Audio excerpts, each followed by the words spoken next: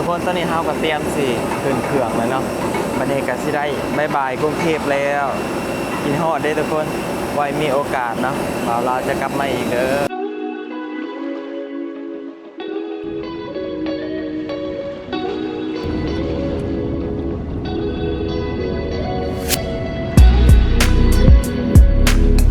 บายทุกคนตอนนี้ครับสนามบินดอนเมืองแล้ว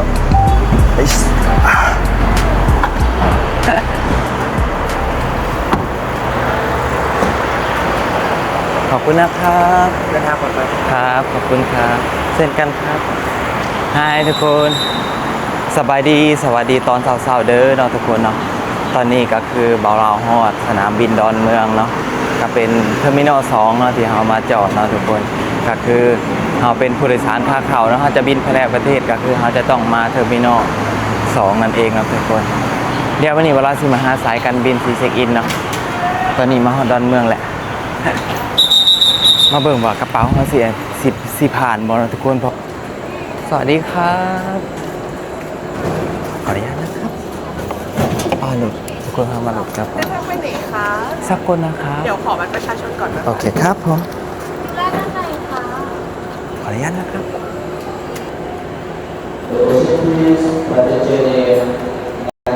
บอกไว้ที่นครพนมกับสกลนคร เป็นสกลครับ เดินทางสกลนครนะคะ ตัวมี2ใบเลยใช่ไหมครับ ใช่เหมือนจองตั๋วที่นครพนมด้วยอ่ะ อ๋อครับ ตอนแรกจองผิดนะครับ โอเคคอนเฟิร์มเดินทางเป็นสกลนะ ค คะ รับผมสกลนะครับ กระเป๋าจองไว้15 กิโล ค ค่ะ รับเอาไกลแนววะ เกินมานิดนึงค่ะต้องรบกวนเอาออกไปถึงขึ้นเครื่องหรือว่าจะชำระเงินเพิ่มดีค่ะ โอเคแป๊บนึงครับเกินกิโลครับ ด้านในเลย สองโล ค่ะ 2 โลแป๊บนึงนะ ได้ค่ะตอนนี้มีของที่ถือขึ้นเครื่องอยู่เป็นใบไหนบ้างเอ่ย ใบนี้ครับ ใช่เดี๋ยวแบกของออกนิดนึงไปถึงขึ้นเครื่องก็ได้ โอเค 2 โลจะได้ไม่ต้องจ่ายเพิ่ม โอเค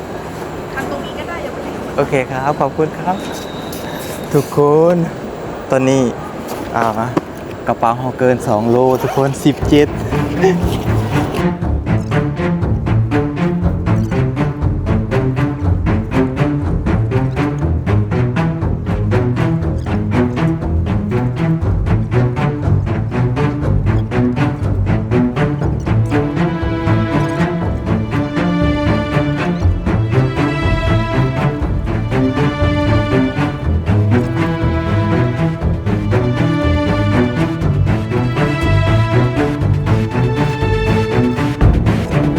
ทุกคนก็คือตอนนี้นะเครื่องเรามันหนักเนาะมันกายอยู่2 โล15 16 17 โลนะเราก็เลยจะเป็นจกออกมาใส่ถุงนี้บู้ว่ามันสิได้บ่เนาะเราจกออกมาลายเติบเลยถ้าว่ามันยังใส่บ่ได้เราก็จะปล่อยเนาะเราก็จะจ่ายเงินเพิ่มเอาเนาะหลังจากที่เราเซ็ตกระเป๋าอย่างเรียบร้อยเนาะทุกคนเกรดคอยโคตรไกลเลยนะเกรด83ไหมคอยต้องย่างใกล้สุดเลยทุกคน83 81คอยย่างที่โคตรไกลเองทุกคนในเชื่อเฮากับมาเห็นของเฮาเป็นของเฮาเป็น83นะต้องเรียกว่าขึ้นหรือลงแล้วแบบนี้ ไป13 องศาทุกคนตอนนี้เราก็ได้มาฮอดเกตของเราเลยนะก็คือเราจังต้องรอถ่านะโมงตอนนี้เรามารอถ่าพอเขาออก8 โมงค่อนข้างที่จะมาก่อนเวลาแบบหลายเลยแหละเนี่ยอันนี้จะเป็นจอนะทุกคนแสดงเที่ยวบินของเรานั่นเองเนาะก็คือของข่อยก็จะไปสกลนคร3510จะเป็นตัวนี้3510ทุกคนตอนนี้เราก็เตรียมสิขึ้นเครื่องแล้วเนาะวันนี้ก็สิได้บ๊ายบายกรุงเทพแล้วกินฮอดได้ทุกคนไว้มีโอกาสเนาะเราจะกลับมาอีกเด้อ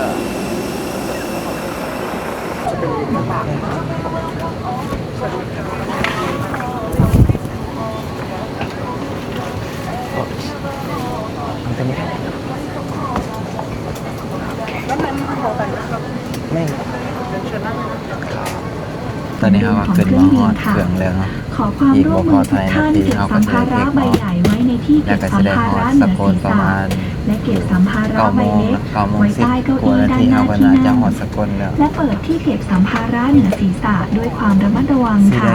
ขอบคุณค่ะ ไปปากกรุงเทพแล้วทุกคนคิดฮอดนะรู้สึกว่าแท้ๆคิดฮอดกรุงเทพเองยังบ่ทันอยากเมื่อเลย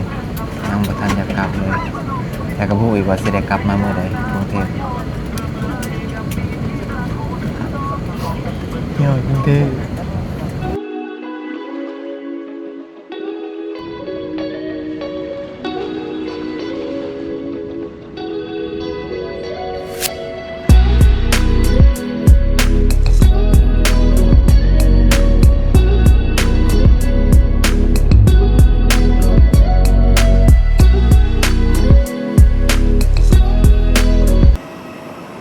มาถึงสกลนครแล้ว อีกหน่อยก็ฮอดบ้านเฮาแล้ว ต่อไปก็คือเฮาจะได้เรียกแก๊ปไปที่บขสเพื่อสิขามเนาะสิฮอดบ้านเฮาแล้ว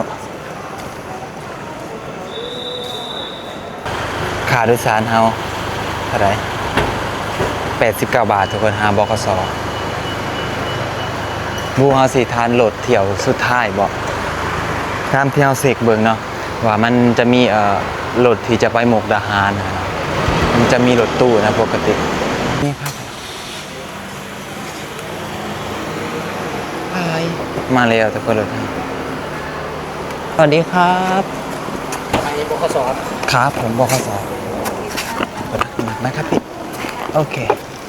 ขอบคุณครับ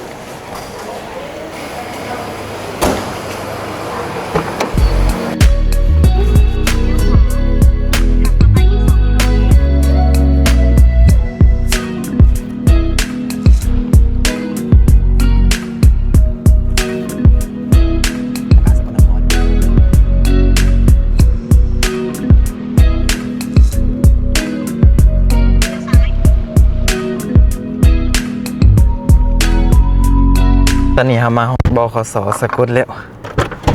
ไอ้ไกลอ๋อ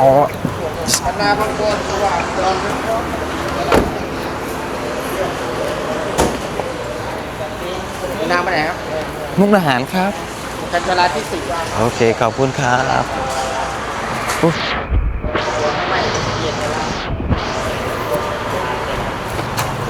แต่นางเงินดูว่าของกินเจ๊งไหม แหมทุกคนตอนนี้เราฮอดบขสสกลนครแล้วหลายๆคนหลายๆคนว่าเราไปเขตสกลบขสสกลมันจะมีห้องน้ำดื่ม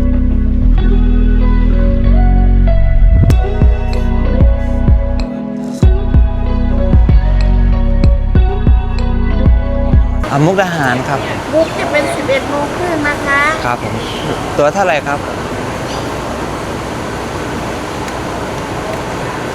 130 บาท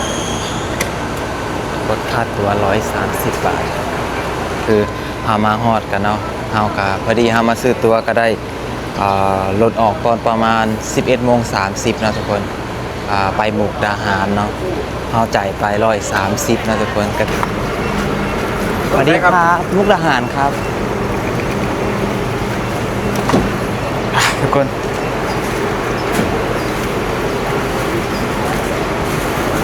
ได้บอดขึ้นรถแล้วสิได้ฮอดบ้านเฮาแล้วบัดนี้มุกดาหาร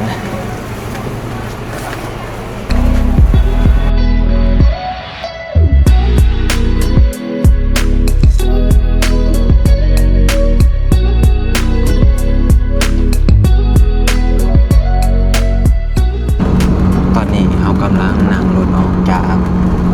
ตัวเมืองสกลนครนะทุกคนนี่คือบรรยากาศของจังหวัดสกลนครทุกคนนี่ซึ่งเขาจะใช้เวลาในการเดินทางไปมุกดาหารค่อยคิดว่าน่าจะประมาณ1 ชั่วโมงกว่าๆเนาะเพราะว่าระยะทางมันแต่สกลหามุกดาหารที่อยู่ประมาณเกือบ100 กิโลเนาะ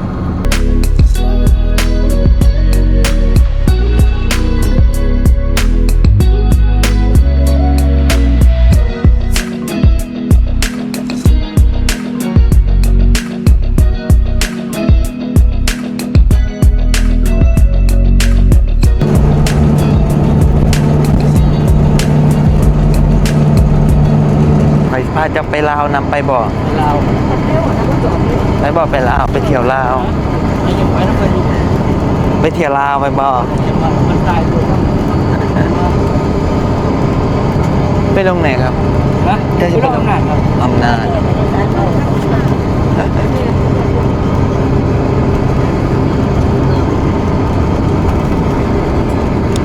ไปทุกคน ตอนนี้เฮาก็จักบ่ฮู้ว่าเฮาฮอดไสเนาะ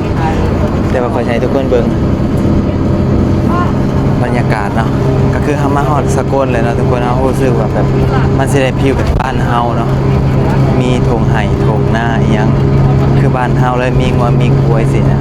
เริ่มได้ฟีลแบบบ้านเฮาแล้วนะเขาเจ้าก็เฮ็ดหน้าได้ น้ำรถเนี่ยรถ